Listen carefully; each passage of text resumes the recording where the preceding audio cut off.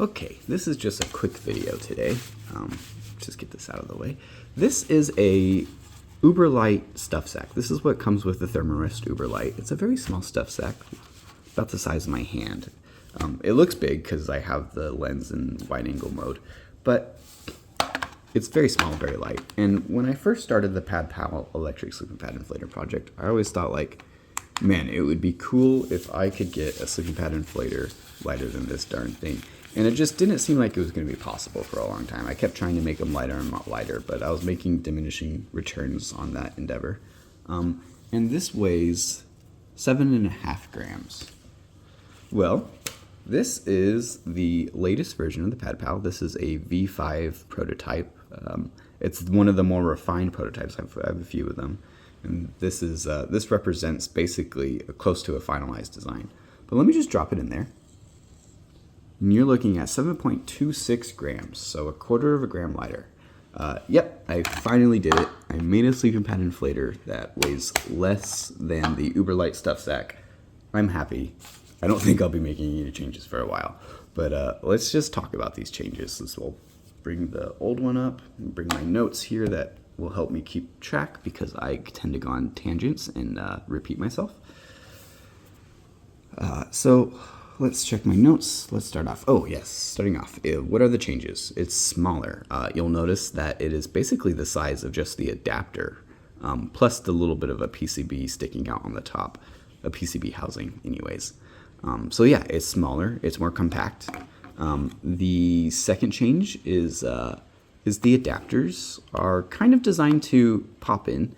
And I say kind of because you will have the option, if you have a Thermarest wing lock valve, you'll have the option between these two adapters. You could go with the traditional adapter that I've been making, or this one, which is a softer material. It collapses in on itself, it's a little shorter.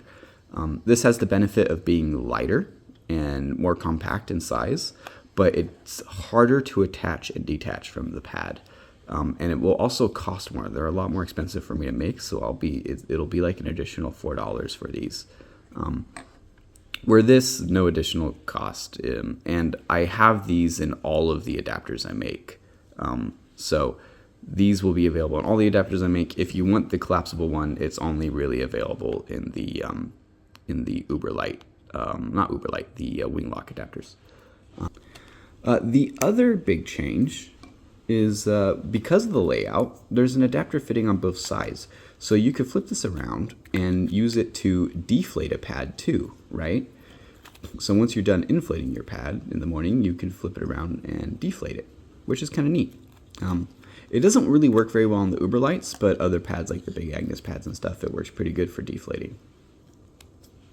I'm going to mention the motor because I can't remember if I talked about it. Sorry if I'm repeating myself.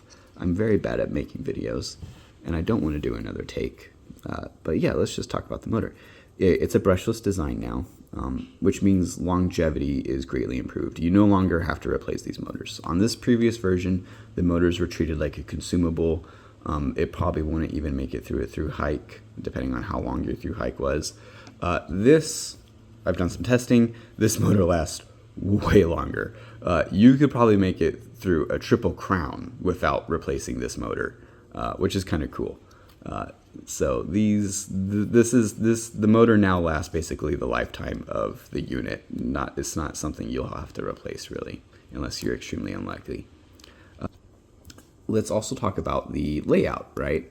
Previously, this had an exposed PCB with the electronics kind of exposed on the inside. A lot of people didn't like that. They wanted more water resistance and more protection from the elements. So I've enclosed the PCB in this plastic housing. I've also added a heat sink for cooling a little bit.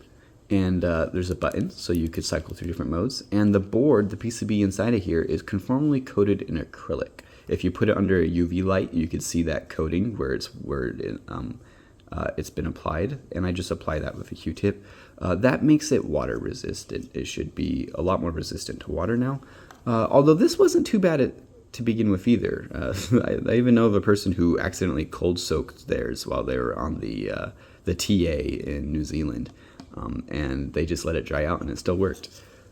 But this should be even more water resistant, thankfully.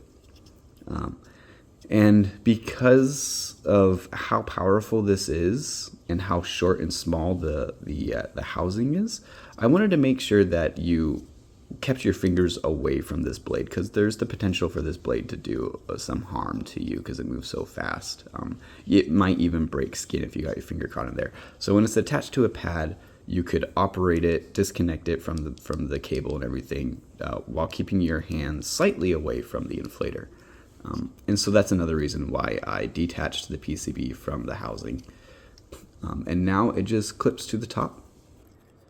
Another thing is, with this new motor, it's a lot more powerful. Let's plug it in. This has 4 different modes. When you first plug it in, is the lowest mode. It's like an ultra low power mode.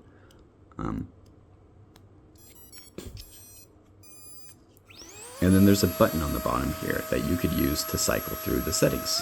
So you press it, and that's the medium. Medium is basically the same power as the original one. The next up is about twice as powerful, and the next one, the highest one, is about 3 times as powerful. It will inflate an uber light pad regular in about 38 seconds, so twice as fast. And at any point, maybe press the button to power it back on again. At any point in any of these modes, instead of having to cycle through all the modes to turn it off, you could just hold the button down for 3 seconds, and it'll power itself off as well.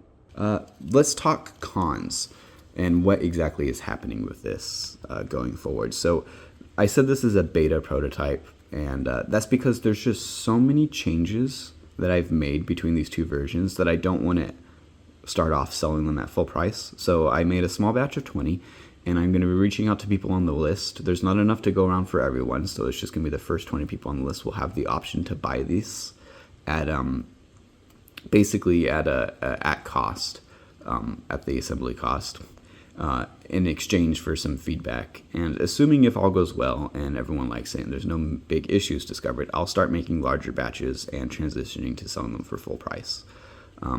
But for now, they're going to be offered at cost with replacement or refund if you have any issues. And that's just until I get a little more confident in the new design, just because there's so many changes going on here. But yeah, that's basically V5. And I hope to be showing you some more cool stuff soon. Thanks for watching.